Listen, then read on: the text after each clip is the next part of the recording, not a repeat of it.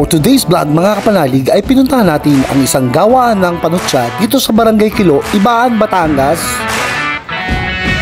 Ito ay pagmamayari ng mga Arellano. Dito nga ay mano-mano nilang iniimpake ang kanilang mga pan-deliver na panutsa. Kaya tara mga kapanalig, samahan niyo ko sa vlog natin ito dito sa panutsahan ng Arellano.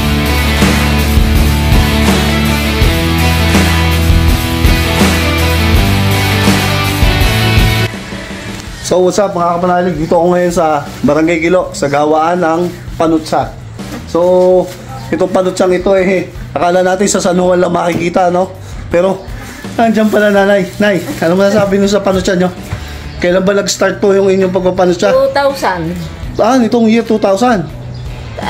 Oo nga, year 2000. Oo, year 2000. So marami na rin ako pinagdadalhan. Marami. Saan po kayo natutong magawa ng panutsa?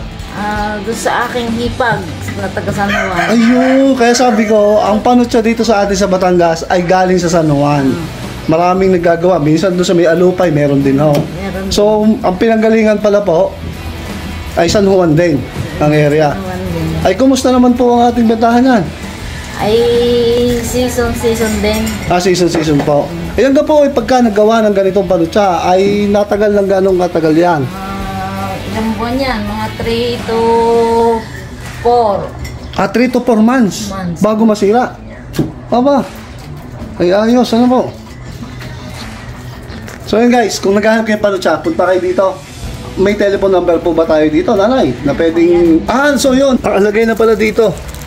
Ayan guys, nakalagay na yung telephone number. Arellano, Sweet Peanut, Ibaan, Batangas. To be exact, Barangay Kilo. Ayan po. Kuhanin nyo yung number kung kailangan nyo ng bulk order. Yan po, yan. Plus natin sa screen. So, dito lang ho yan sa bayan ng Ibaan. So, narito yung kanilang gawaan.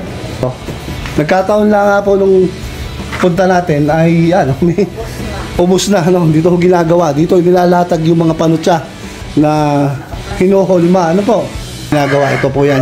Dito po yan sa Barangay Kilo, Ibaan, Batangas. Ayan. Nay, baka may gusto kayong batiin. Baka may gusto kayong sabihin. Anukin nyo yung mga ako natin na bumili. Ay, di, yung ano lang. Yung mga gusto magpasalubong. Ayun. So, sa mga pasalubong, pupunta ng abroad.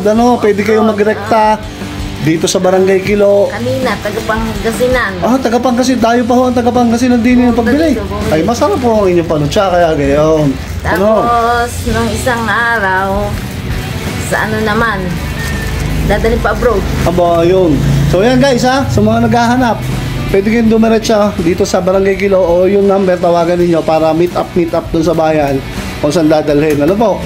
So, yan. Dito po yan sa Barangay Kilo, Ibaan, Batangas. So, yung nanay ay nakalagay sa canister. Magkano po yung kaya nakalagay sa canister?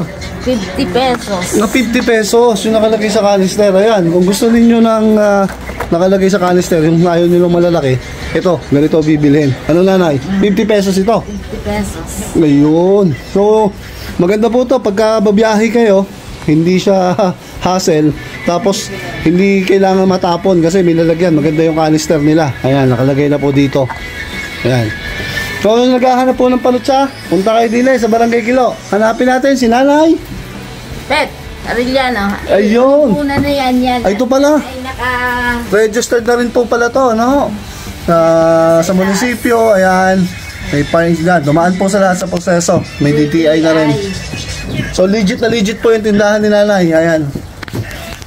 So, doon po sa mga subscriber na yung Kapanalig Motor Rider, makikita po nyo, ipa-plus ko sa screen yung number ni nanay. Kung kailangan nyo ng bulk order, punta lang ho kayo dito sa kanila, sa Barangay Kilo. Madali yung hanapin. Pag nakarating kayo ng Barangay Kilo, tanong nyo lang yung panutsahan. Siguradong alam na, wala akong magpapanutsa dito. Kundi yun lang. So sa inyo po lahat, magandang hapon at maraming salamat. Bye-bye. See you again.